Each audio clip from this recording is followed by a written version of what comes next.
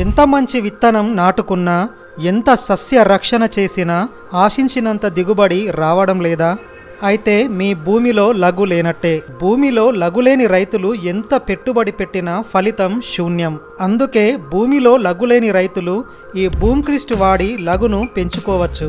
ఈ బూమ్క్రిస్ట్లో ఉన్నటువంటి 8 రకాల బ్యాక్టీరియా రోజు రోజుకు అభివృద్ధి చెంది మీ నేలను సారవంతం చేస్తుంది. తద్వారా రైతులు తమ పంటలో 20 నుంచి 30% వరకు అధిక దిగుబడి పొందే అవకాశం ఉంది.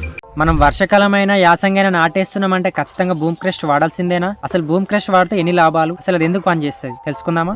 అయితే ఈ బూమ్క్రిస్ట్ ను మనం తడిస్కోలో గానీ పశువుల పిడలో గానీ మనం నాటేసే వారం రోజుల ముంగట బురజలో కలిపి చల్లుకుంటే ఏమైతుంది అంటే దీంట్లో ఉన్న 8 రకాల బ్యాక్టీరియా మన పొలంలో లఘును పెంచుతుంది. ఈ 8 రకాల బ్యాక్టీరియా ఎట్లా పనిచేస్తాయి అనేది ఇప్పుడు తెలుసుకుందాం. దీంట్లో ఫస్ట్ బ్యాక్టీరియా అయినటువంటి మైకోరిజల్ బ్యాక్టీరియా ఇది మొక్కల వేళ్లను బలపరిచి భూమిలో లోతుగా పారేటట్లు చేస్తుంది. అట్లనే నీరు పోషకాలను గ్రహించేలా చేస్తుంది. ఇక రెండవ బ్యాక్టీరియా అయినటువంటి వ్యామ్ బ్యాక్టీరియా ఇది మొక్కల వేల చుట్టూ ఉన్న పరిసరాలను పరిశుభ్రంగా చేసి భూమి కాలుష్యాన్ని తగ్గిస్తుంది. ఇంకా నేలలోని కాల్షియం ను సల్ఫర్ ను గ్రహించి ఒక మొక్క యొక్క వేరుకు మరో వేరును పుట్టించి కింద భూమిలో లోతుగా పారేట్లు చేసి మొక్క బలంగా ఎదగడానికి అవకాశం ఇస్తుంది. Next rhizobium bacteria. ఈ రైజోబియం బ్యాక్టీరియా అనేది ఇది వాతావరణంలోని నైట్రోజన్ గ్రహించి మొక్కలకు అందేలా చేస్తుంది. ఇది పప్పు దినుసులు, సోయా, మొక్కజొన్న, వరి పంటలకు చాలా ప్రత్యేకంగా పనిచేస్తుంది. ఇక 4వ బ్యాక్టీరియా అయినటువంటి అజిటోబ్యాక్టర్ ఇది సొంతంగా బూమ్క్రిస్ట్ ను భూమిలో చల్లినప్పుడు స్వయంగా నైట్రోజన్ ను తయారు చేసుకుని పంటలకు అందిస్తుంది. మొక్కలకు శక్తినిచ్చి గింజ పరిమాణాన్ని కూడా పెంచుతుంది. ఇక 5వ బ్యాక్టీరియా అయినటువంటి ఫాస్ఫేట్ సొల్బులైజింగ్ బ్యాక్టీరియా అనేది ఇది భూమిలో పేరుకుపోయిన గడ్డ కట్టినటువంటి ఫాస్ఫేట్ ను కరిగించి పంటలకు అందిస్తుంది. అలాగే మొక్కలు కూడా ఎక్కువ పుష్పాలను ఇవ్వడానికి సహాయపడుతుంది. నెక్స్ట్